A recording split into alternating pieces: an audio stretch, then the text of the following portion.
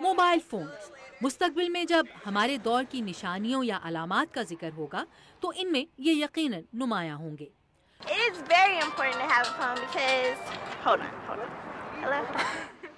Mobile phones کی کم ہوتی ہوئی قیمتیں آج انہیں معاشرے کے ہر طبقے کی پہنچ میں لے آئی ہیں۔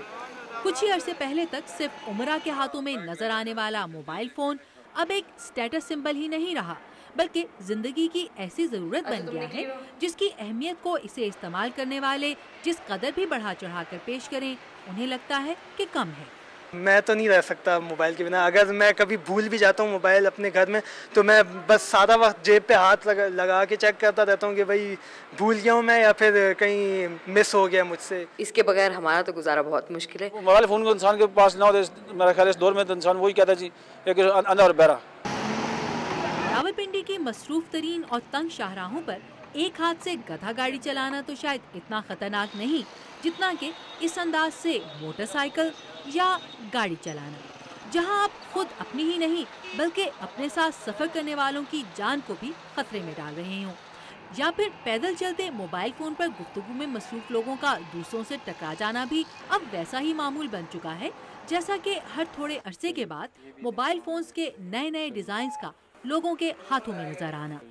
موبائل فونز تو یقیناً ہماری زندگیوں کا ایک لازمی حصہ بن ہی گئے ہیں، لیکن ان کے استعمال سے متعلق ضروری آداب ابھی دنیا کے اکثر معاشروں میں ان کا ابتدائی اسکرپٹ ہی لکھا جا رہا ہے۔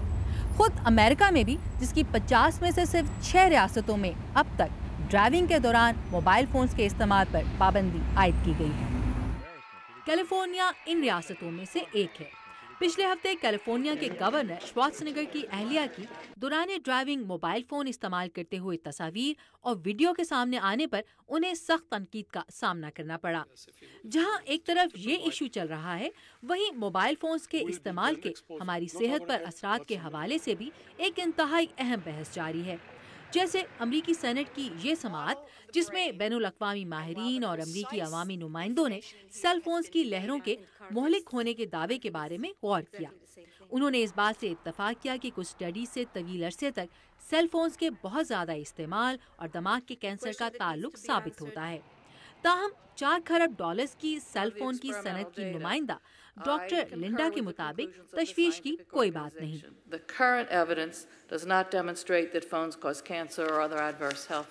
لیکن ٹریسا گریگوریو کا تجربہ کچھ سوالات کو جنم دیتا ہے۔ انہوں نے تقریباً 10 سال پہلے سیل فون کا استعمال شروع کیا۔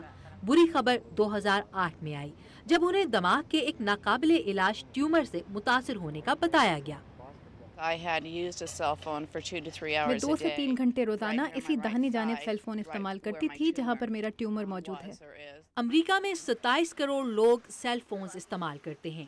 ٹین ایجرز یا ان سے کم عمر بچوں کی 70% تعداد کے پاس سیل فونز موجود ہیں۔ اس کی لہریں بڑوں کے مقابلے میں 5 یا 3 سال کی عمر کے بچوں کے دماغ میں زیادہ گہرائی تک پہنچ سکتی ہیں۔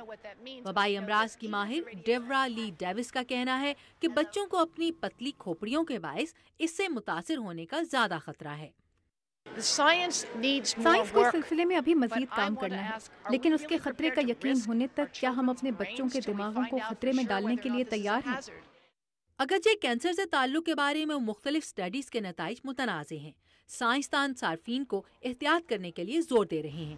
اس کا مطلب ہے فون کو جسم سے دور رکھیے، سننے کے لیے ایئر فونز یا ہیڈ سیٹ استعمال کریں، فون کو اپنی جیب میں رکھنے کی بجائے بیلٹ پر باندھ کر رکھیں، بہتر ہے کہ ٹیکسٹنگ استعمال کریں، اس سے مضر لہریں کم نکلتی ہیں۔ عائشہ خالد، اردو VOA، واشنگٹن۔